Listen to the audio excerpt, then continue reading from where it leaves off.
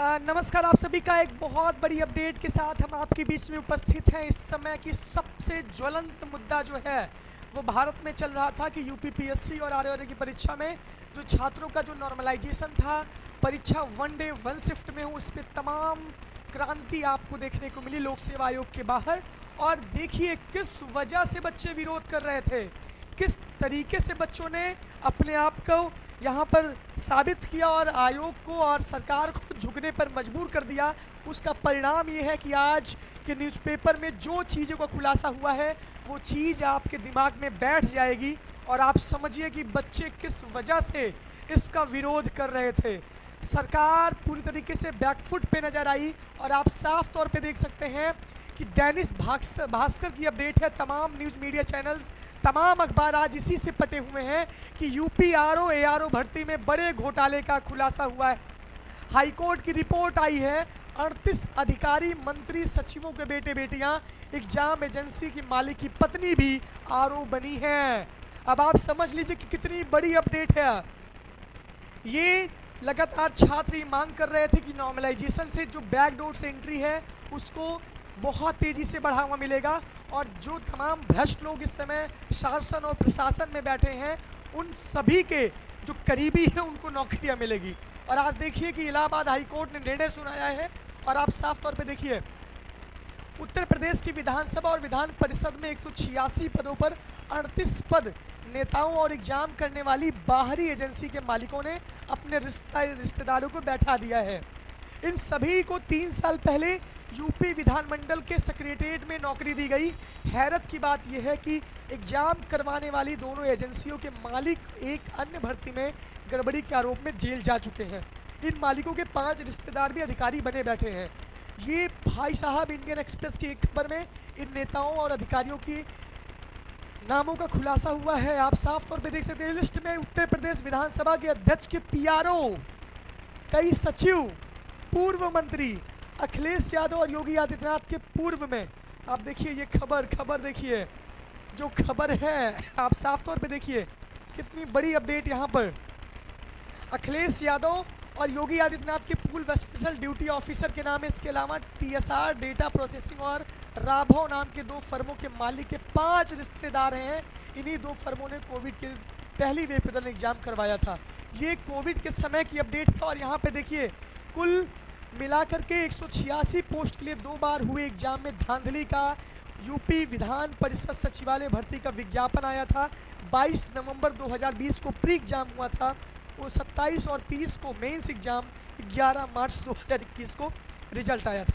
अब देखिए 87 पद बाद में करवाए गए थे जिसका प्री एग्जाम 22 नवंबर को था और उसके बाद 27 फरवरी 2021 को मेंस था, 14 मार्च को टाइपिंग टेस्ट था, 26 मार्च को रिजल्ट आया था और करीब 2.5 लाख लोगों ने नौकरी के लिए अप्लाई किया था। अब देखिए किसका किसका नाम है। ये दैनिक भास्कर की रिपोर्ट है। पूर्व विधानसभा स्पीकर हिरानी दीक्षित के पीआरओ और उनके भाई स्पेशल एग्जीक्यूटिव ऑफिसर पब्लिकेशन का नया पद। संसदीय कार्य के विभाग के प्रमुख सचिव जयप्रकाश सिंह का बेटा और बेटी आरओ बनी है।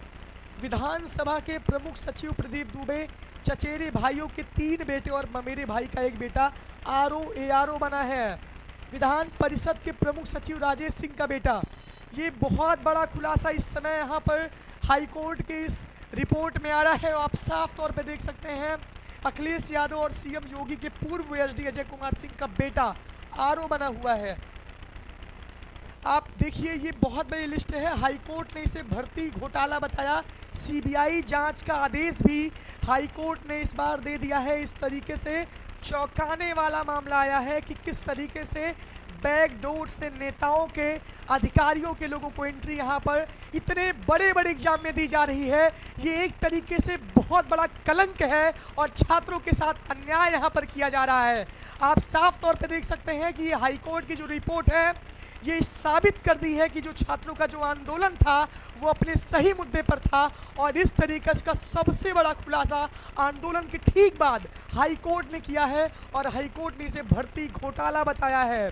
सीबीआई जांच का आदेश भी दिया है और आप देखिए एग्जाम में फेल होने वाले 3 कैंडिडेट सुशील कुमार, अजय त्रिपाठी, अमरीश कुमार ने 2021 में इसके खिलाफ याचिका दायर की। एक और कैंडिडेट विपिन कुमार सिंह ने याचिका देकर मार्क्स में हेराफेरी का आरोप लगाया था। विपिन ने कोर्ट में कहा कि एग्जाम का रिजल्ट कभी सार्वजनिक नहीं किया गया और ना ही रिजल्ट की तारीख बताई गई।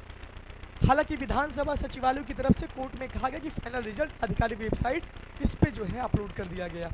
मामले पर सुनवाई 18 सितंबर 2023 को हाई कोर्ट ने सीबीआई जांच आदेश देते हुए अपने फैसले में कहा, यह चौंकाने वाला मामला है और किसी भर्ती घोटाले से कम नहीं है, जहां सैकड़ों भर्तियां अवैध और गैर कानूनी तरीके से एक गैर भरोसेमंद बाहरी एजेंसी के द्वारा की गई। यानी कि एजेंसी में जो लोग शामिल थे उनके भी अब देखिए जवाब मांगा गया, किसने क्या क्या कहा। हृदय नारायण दीक्षित ने क्या कहा, मेरे पीआरओ की नियुक्ति बाद में हुई, मेरी इसमें कोई भूमिका नहीं है। यानी कि सबसे जवाब भी मांगा गया है और जवाब किस तरीके से दे रहे हैं। मेरे बेटे और बेटी की नियुक्ति योग्यता के आधार पर जयप्रकाश सिंह कह रहे हैं।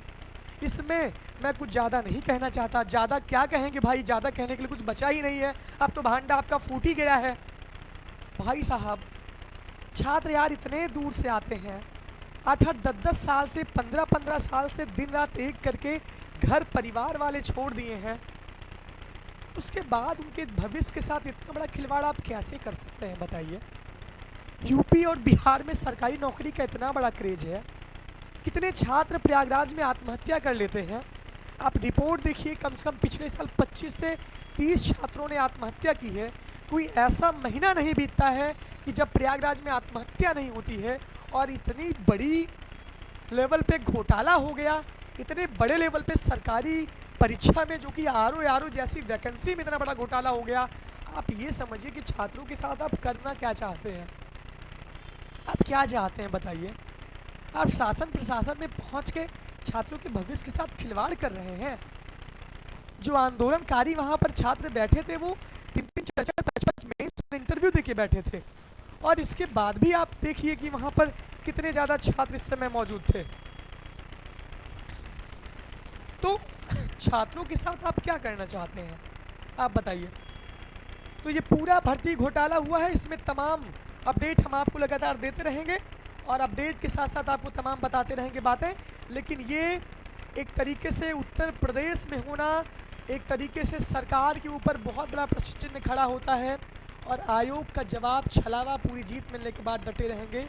ये तो अपडेट है, लेकिन अब एक तरीके से नियमों के संशोधन करके एग्जाम करवाने वाले आयोग को हटाया गया और उसकी जगह एग्जाम करने वाले की जिम्मेदारी बाहरी एजेंसी को दी गई।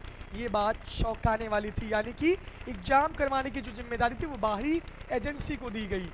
देखिए कितना बड़ा आरोप यहाँ पर, प्रत्यारोप यहाँ पर उत्तर प्रदेश की सरकार पे लग रहा है और ये अपने आप में एक बहुत बड़ी अपडेट है। किस तरीके से नौकरियाँ बेची जा रही हैं, किस तरीके से छात्रों के भविष्य के साथ खिलवाड़ किया जा रहा है। ये एक सरकार की बात नहीं है, ये हर एक सरकार में हो रहा है। बस युवाओं को समझना पड़ेगा कि हमारे लिए, अपने लिए कौन बेहतर है। ये सीबीआई जांच पे खुलासा हो चुका है। गजब का भाई साहब, ये तो समझ से परे है। और छात्र छात्राओं का जो आंदोलन था वो सफल हुआ। आरओ की जब तक कमेटी की रिपोर्ट नहीं आती तब तक धरना भी स्थगित किया गया। लेकिन आप डटे रहिए और आपके जज्बे को सलाम, आपके हौसले को सल्यूट करता हूं मैं। और हम भी लगातार कवरेज के साथ जुड़े थे और हम जीतेंगे और जब तक तोड़ेंगे नहीं तब तक हम छोड़ेंगे नहीं। बहुत बहुत धन्यवाद। जुड़े रहिए अपने इलाहाबाद यूनिवर्सिटी और इलाहाबाद यूनिवर्सिटी एक्सप्रेस के साथ। Thank you.